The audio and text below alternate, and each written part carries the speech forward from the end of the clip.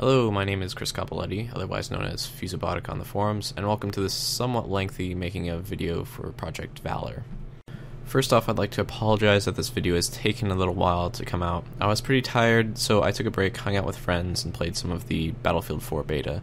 But now I'm ready to dive in and try to explain a bit about how I made this project. If you haven't already, I'd highly recommend checking out the work in progress thread that I made along with the project. I won't be covering preparation as much because that thread basically has everything you need to know in that area already. So I believe I started researching the day the contest was announced and spent around 5 days or so circulating ideas and bouncing them off of you guys through various concept paintings, which again is in the thread. I had a good idea of what the head looked like and knew it would be the focal point. Since I'm used to mechanical modeling, I tackled the hardest part first. If you'd like, you can download the file on BlendSwap and follow along. One thing I recommend whenever you're doing an illustration specifically is modeling things centered, unrotated at the origin, and making a linked duplicate with Alt-D and moving it to the rendered layer. This way you preserve everything and have an easier time making modifications down the road. On the bottom row of layers I have all the unmodified duplicates. Now my sculpting process goes like this, at least in this particular case. First, set up the proxy mesh, which can be a polysphere or a simple box model. Then you divide that proxy and twist it around until you have a satisfactory silhouette. I then use a combination of remesh and diatopo to add more detail, adding multi-res if necessary. Once you've worked 3 to 6 hours, you'll have a good concept mesh. Now here's where you can go 2 directions. Since I wanted a bit of a rough look, I didn't construct super precise segmented pieces of armor over the sculpted mesh, like you would for something that looks brand new. Iron Man, for example. Instead, I just retopologized the major parts as a whole, shrink wrapped it, baked the details, and hoped for the best. It was a bit lazier than the traditional method, but it was what I decided on since I was under time constraints. I won't go into a live sculpting demo simply because it would be too long, tedious, and there's plenty of tutorials for that out already. I will, however, recommend you use the following brushes. For initial blocking, just use grab, clay, and draw. Up the subdiv or remesh, and then use clay strips to lay in different plates of armor. Use flatten to refine and smooth the roughness out. Use crease or a smaller draw brush to make the crevices. Once you've got a good form to work with, make a new mesh on top manually that has good flow and distribution, then unwrap it. Add a multi-res and sculpt fine details. Bake down those details and you're done on the modeling front. I like to use a free program called XNormal because it names everything for you, allows to tweak advanced settings, and has some really nice gritty AO maps, which will serve as a base in texturing and materials. Now before we move to texturing, I like to make the point that if you're doing an illustration like this, it is important that you take as many shortcuts as you can. What do I mean? Only model things that need to be in the composition. In this case, I really could care less about geometry as long as it held the silhouette and didn't give me any shading artifacts. If you were animating, it would definitely matter, but since this is purely a still, I threw caution to the wind. The whole point of normal maps is they override the shading of the model, and as long as you have a decent distribution, the shading will look exactly like the underlining high poly.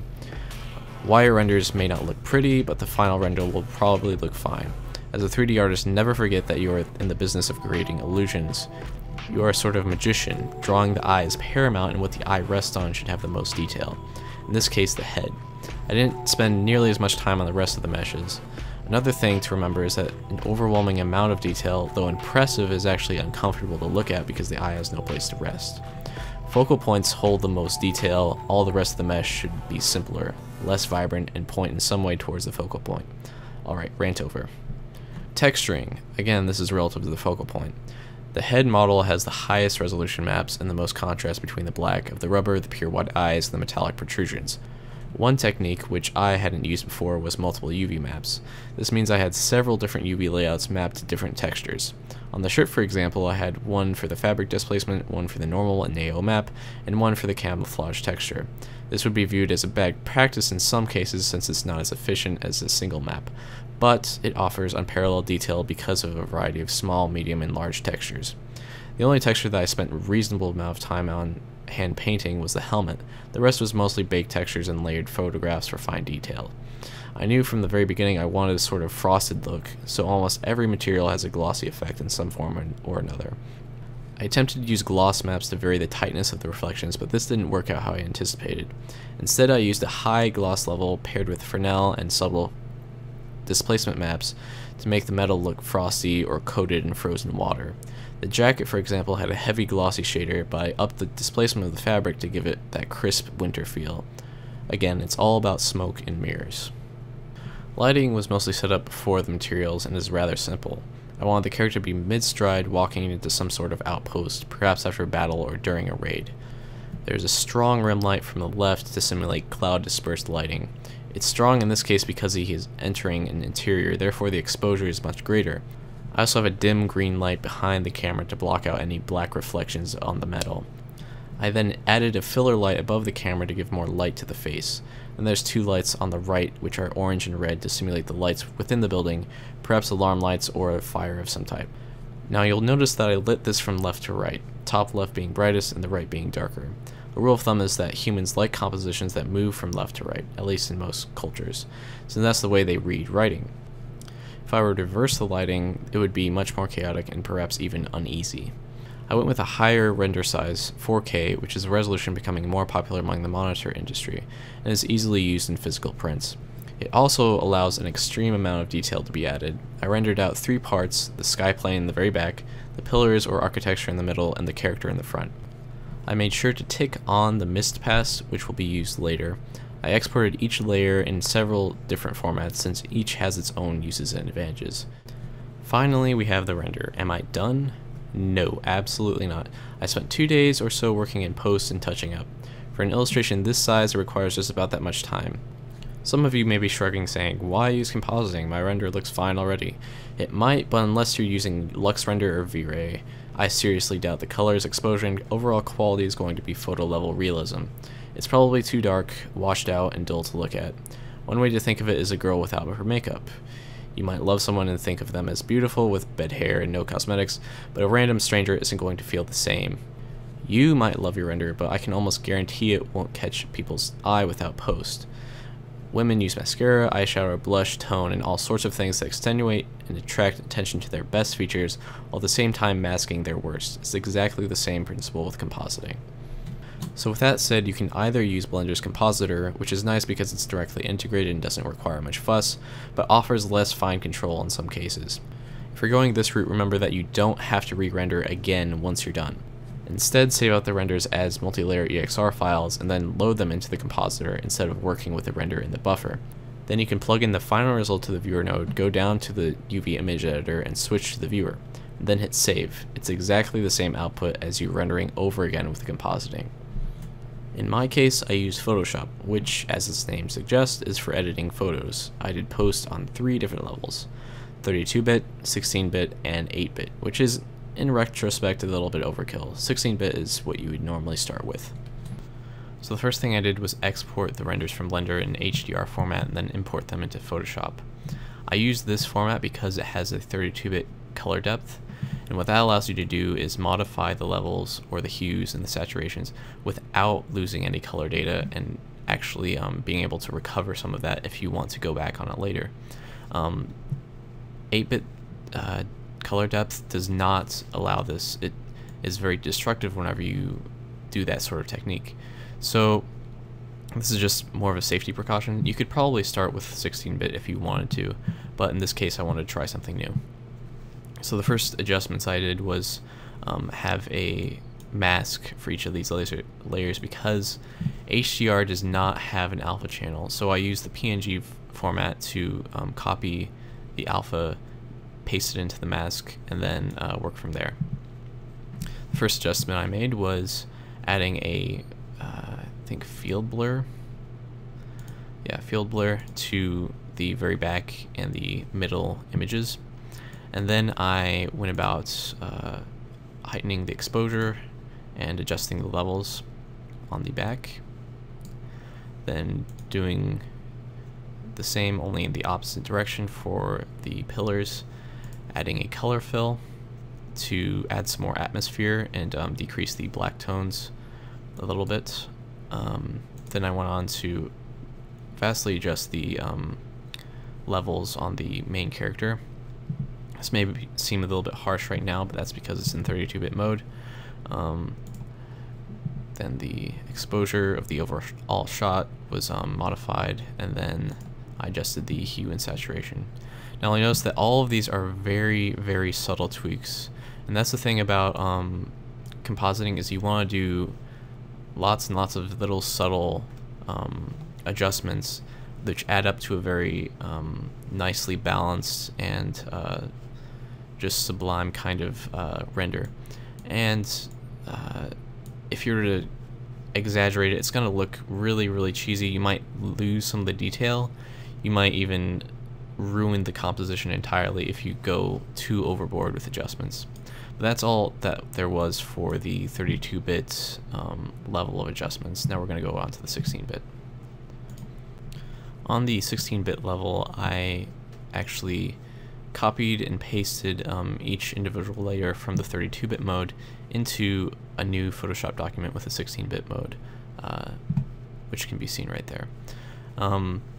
So the first tweak that I made to this, and something I wanted to try for a while, was the blurring of the image according to the mist value from Blender.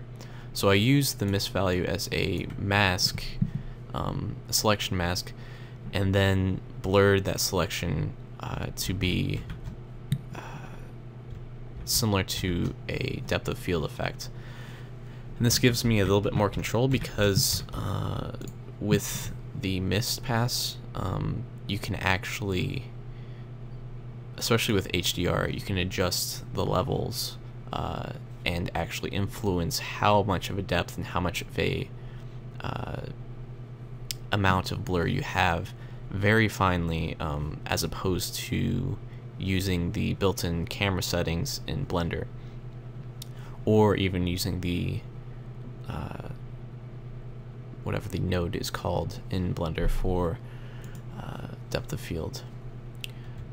So that's the first tweak that I made. The next one was a brightness and contrast, which really bumped up the lower values a little bit. I used this color fill to give a little bit more depth to the character, like I did with the pillars. I deepened some of the crevices using some black values. I don't paint very heavily in the 16-bit version because it can get a little bit tricky with colors, but you can add some black values here and there if you want to. Here I used an interesting technique. If you have a lasso select tool and then you feather out the pixels, you can actually select a very small, well, it'll actually blur out the selection around this area. So using that, I was able to very subtly adjust the colors in the face and bump up the values to add some more light. I did the inverse with the dog tags. I lowered the brightness there so that it wouldn't be as distracting as it was. Very subtle. You can always decrease the opacity on all of these different filters, which is another thing I like as opposed to using Blender's built-in compositor. I then decreased the light on the sleeve because I knew that it was standing out quite a lot, especially opposed to the metal, which should be a little bit brighter. I then adjusted the hue and saturation on the eye area to make it a little bit more blue to contrast the orange on the face. I then actually included a glare effect, I believe. Yes. You have to switch to the screen mode and use curves to, well, basically I copied the entire image, pasted it onto a new layer, adjusted the curves so that it would be a kind of very sharp fall off.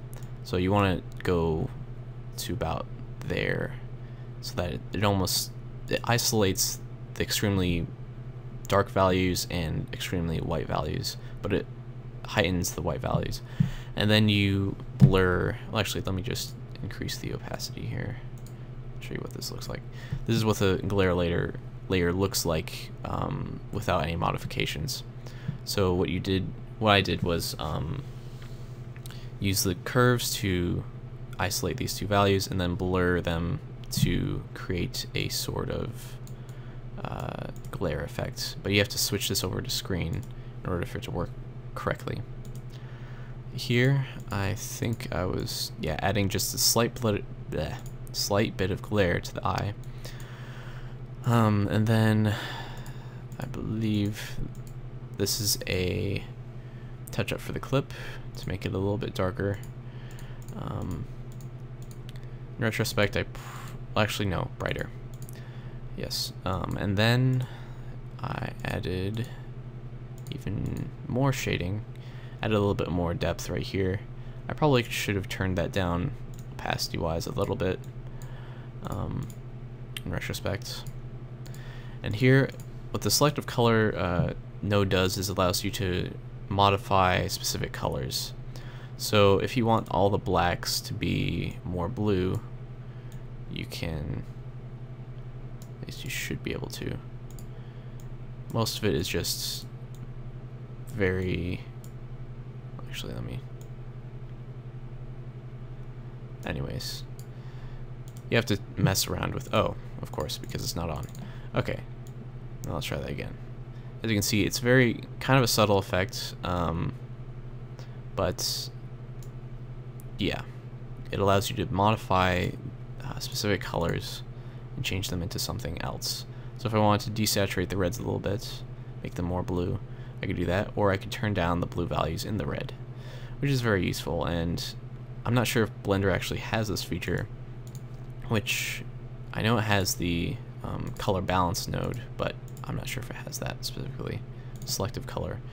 Anyways, then I used another curve, modified individual red and blue. So what this does is if you have the curve modified in this direction, it's actually going to bump up the red values in the bright tones. If you go downward, it's going to decrease the red values in the bright tones. And the same goes for this. If you bump this up, it'll increase the red values in the black tones, decrease it. Okay, and then I just did that with individual colors, very subtle again, and then adjusted the overall curve to make it a little bit more bright. And here I just added a few final tweaks with a dark, soft brush. Probably, more than likely, this brush right here. Anyways, that's all the tweaks I had for the 16-bit mode. Now let's go on to the 8-bit mode. While 32 and 16-bit mode were more focused on color tweaking and levels adjustment, 8 bits is more focused on physical adjustments, like with digital painting and other environmental effects. The 16-bit and 32-bit mode aren't the greatest for adding in brushwork, but 8-bit is totally fine and usually what I use for any of my digital painting. So according to my concept art, I had some gun smoke coming off of the barrel of the assault rifle, so I painted that in, along with a really slight glow on the barrel itself, which may or may not be accurate depending on things. It probably have to shoot quite a few bullets in order to actually physically glow. But there I added even more glow to the barrel, and I should probably tone that down. And this mask right here is actually for blurring out the smoke as it recedes away from the camera, kind of like the depth of field effect again. And here is some fraying on the cloth, I think. Yes, I had some very slight, you might call it snow, you might call it just fabric frays, but just to break up the sharp border on the cloth there, which would be kind of hard to do with a mesh, but is a very subtle tweak that you can just add in later with an image editing software. Here I add some snowdrifts in various crevices and added some more frosty kind of effects. Here I did a little bit of noise adjustment on the face because it was still considerably noisy whenever I made the render. I just smoothed out some of the values. Here I deepened some of the creases in the fabric. Here I added the background snow. Now the way you do this is you could either set up a particle system in Blender and have some snowballs just going everywhere, or snowflakes, flat textures, whatever you want to do. But I want to have a little bit more control over this since this is a still, and there's no really reason to have it in Blender because it's going to slow down your render, it's going to be a hassle to deal with, and you can't adjust the exact placement of this if you're using a particle system. So the way I did it was just using various brushes, making little dots everywhere, and then motion blurring and defocusing them because this is the back layer of the snow. I then made middle layer, which isn't as defocused and is a little bit smaller because it's not defocused. I added even more to the middle layer that's not defocused at all, and some of it isn't even motion blurred. And then I had very close snow that's the most defocused and even covers up some parts of the render, and I added a very large snowflake right next to the lens up here. I then merged all of the renders together and added some flare and bleeding over here because that's a very, very bright light, just value-wise. I'm not sure if there's anything behind there, just visually it makes sense for a glare to be there. Then I added a vignette and a slight bit of chromatic aberration. If you look down here, you can see there's a little bit of, let me switch this off, a little bit of color variation right there. Now you don't want to go overboard with this because it can actually make your renders look like they're trying to be 3D, or it just looks really, really off-putting and hurts your eyes if you have that kind of effect overboard. I added one last curves adjustment, even though I probably should have done this on the 16-bit layer or mode, and that's just to bump up some of the values again. Then here, this is a very subtle effect. What I did was I added a bit of noise. It might be hard to actually see in a video like this because of compression, but the advantage of using noise is that it makes it look more like a real photo. It's very subtle, but it also, what it also does is it negates the artifacts that happen from JPEG compression. So what that means is that because there's all this noise happening at a very small level, you have tiny variations between each and every pixel. So what that means is that it's very hard to just clump a whole bunch of pixels together within the compression algorithm, and you end up having a little bit more of a sharper looking image. Some of you might disagree with me on that. It's just one of the things I like to do with my renders. So again, that's a noise layer reduced to 1% with color dodge. And then finally, I have my signature down here, which just gives my initials and the date. Very simple. And I'm not sure if there's anything on this final layer. Nope, doesn't look like it. But anyways, that's all of my edits, and it took me a couple days to just tweak everything and get it to look just right. I hope you enjoyed this tutorial. I hope you liked the image, and I hope you found this useful. Anyways, I'm gonna take a break now because I have had to work on this for much too long. I need to do other projects and play some video games for once. Anyways, I hope you have a nice day. See you later.